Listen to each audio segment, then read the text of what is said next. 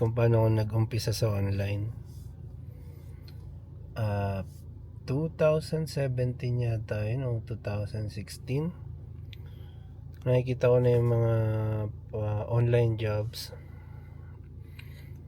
Bali yung pinakamalaking website na nakita ko nun, Upwork, na pinakamarami yata ang population ng clients tsaka freelancers.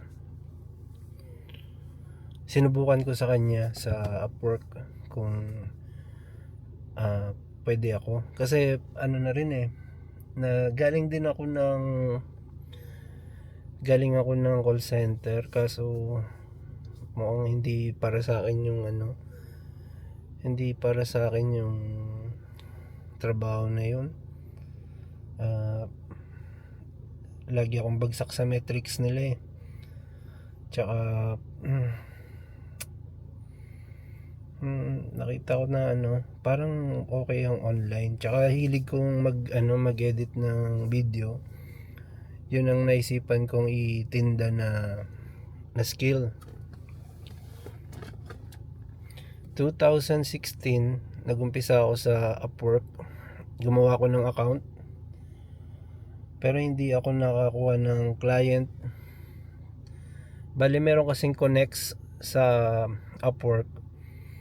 Ginagamit ko lang, dati free yun merong free yung account na ginagamit ko yung, ginawa ko lang active yung account ko sa Upwork, pero hindi talaga ako nakakuha ng client sa kanya. Nakuha ko ng client mga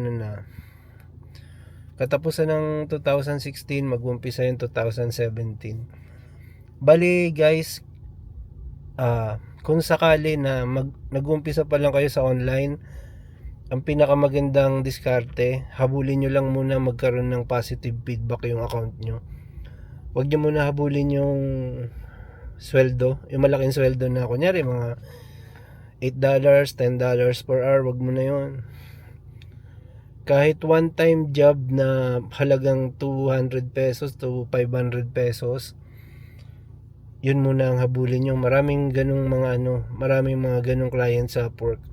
Ang pinaka goal mo lang muna, magkaroon ng record yung account mo, magkaroon ka ng review. Tapos habang ongoing yun, pilitin mo maging magiliw dun sa customer mo. Kasi in reality naman talaga, yung mga customer na, yung mga client na nag-offer ng ganung sweldo, mga rin yun, kumbaga nagsasamantala, naghahangad din sila ng cheap na work at quality work. Ngayon yun muna targetin nyo. Yun, tinarget ko yun. YouTube video, puro mga YouTube video yung pinapagawa nila, mga top 10, yung mga cash cow na tinatawag na videos, yung mga top 10, kunyari top 10 facts, top 10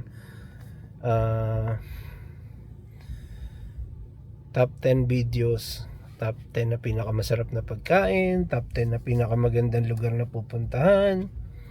Ayun, yung mga category na yun, yung mga una kong ginagawa. Tapos nung ginawa ko yun, hindi pa ako familiar sa mga copyright. Lang talaga, gawa, research, gawa, tas kung paano gagawin. Ngayon yung probability pa ng gawa ko nun, ang laki ng chance na hindi magustuhan ng client. Tas nagsasayang din ako ng oras ko, kasi pag hindi niya nagustuhan, malaki ang chance na mahirapan akong singilin siya, hindi siya magbayad, o kaya patagalin niya yung bayad, papa-perfect niya muna sa akin yung gawa bago niya i-release yung bayad sa Upwork. Yun ang tinarget ko ng diskarte. Pero ito, advice ko rin sa inyo, kung sakaling nagtatrabaho kayo sa Upwork, doon kayo gumawa ng account, tapos wala pang record ang data nyo, ang account nyo, wala pa siyang review, pilitin nyo sa loob lang ng Upwork makipag-transact. Huwag kayong papayag muna na ilalabas kayo ng client sa Upwork, kasi lugi kayo doon. Unang-una, pag tinakbuhan kayo ng client, wala kayong magagawa. Pangalawa, sayang yung trabaho nyo. Kasi imbis na yung trabaho na yun tinanggap mo nga dahil para magka-record ka lang sa Upwork, magkaroon ng review yung account mo, mawawala. So sa mata ng bagong client mo, pagkatapos ng project na yun na ginawa mo, maghahanap ka ulit ng bagong client. Sa mata ng bagong client mo, wala ka pang record ng gawa. Kaya never kang lalabas muna ng Upwork. Kumbaga magpahinog ka muna ng account mo ron. Ngayon, ayun, paulit-ulit yun. Siguro nakailang customer ako na ganun.